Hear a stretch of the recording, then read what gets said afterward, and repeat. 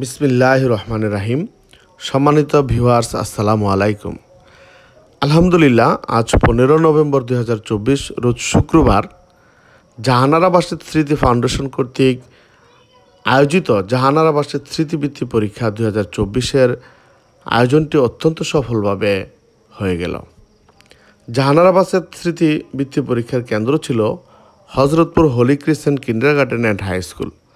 আজকের পরীক্ষাটির পৃষ্ঠপোষকতা ছিলেন হাজী মোহাম্মদ বদিউজ্জামান বদির সাহেব। অত্যন্ত সুন্দর ও নিরিবিলি পরিবেশে পরীক্ষাটি অনুষ্ঠিত হয়। আজকের পরীক্ষায় 26টি শিক্ষা প্রতিষ্ঠান থেকে 310 জন পরীক্ষার্থী পরীক্ষায় অংশগ্রহণ করেন। পরীক্ষাটি পঞ্চম, অষ্টম ও দশম শ্রেণীর শিক্ষার্থীদের জন্য বাংলা, গণিত ও ইংরেজি বিষয়ের ওপর 100 নম্বরের মধ্যে 3 ঘন্টা সময়ব্যাপী অনুষ্ঠিত হয়। পরীক্ষাটি জাহানারা বাসিত স্মৃতি ফাউন্ডেশনের প্রথম আয়োজন হলেও খুবই সুশৃঙ্খলভাবে অনুষ্ঠিত হয়। পুরো আয়োজনটির সার্বিক সহযোগিতা ছিলেন Hazratpur Holy Crescent Kindergarten and High স্কুলের শিক্ষকবৃন্দ। সত্যিই তারা দিনরাত পরিশ্রম করে একটি সুন্দর, গুছানো ও সফল পরীক্ষা নিতে সক্ষম হয়েছে। উক্ত পরীক্ষায় প্রতি শ্রেণীতে 25 জন শিক্ষার্থীকে বৃত্তি দেওয়া হবে। 10 জনকে ট্যালেন্ট পুলে এবং 15 জনকে সাধারণ গ্রেডে বৃত্তি প্রদান করা হবে।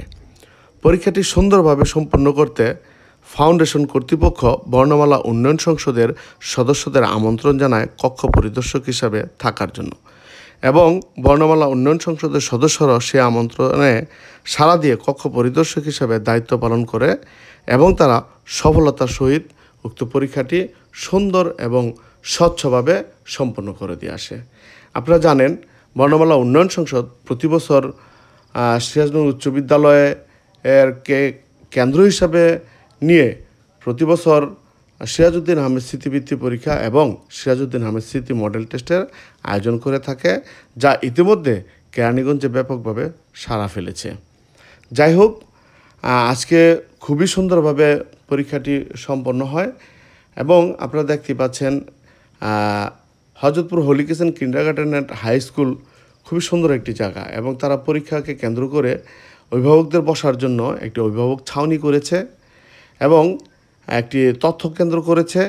তাদের আয়োজন সত্যি মনোমুগ্ধকর ছিল এবং বর্ণমালা উন্নয়ন সংসদের সদস্যবৃন্দ তারা খুবই খুশি, এবং তারা তাদের স্কুলের যে ছেলে মেয়ে রয়েছে তাদেরকেও রেখেছিল সুশৃঙ্খলভাবে সব কিছু মেনটেন করার জন্য।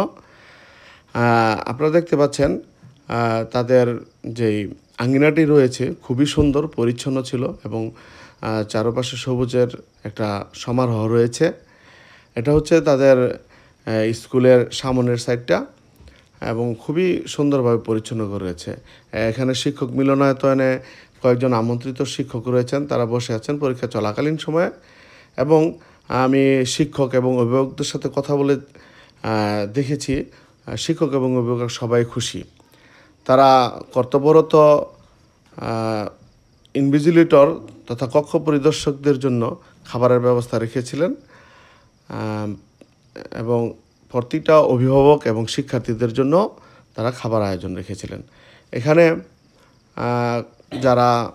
যে সকল ছাত্ররা দায়িত্ব পালন করেছে তারা বসে আছে। তোমাদের জন্য আমার 2 মিনিট কথা।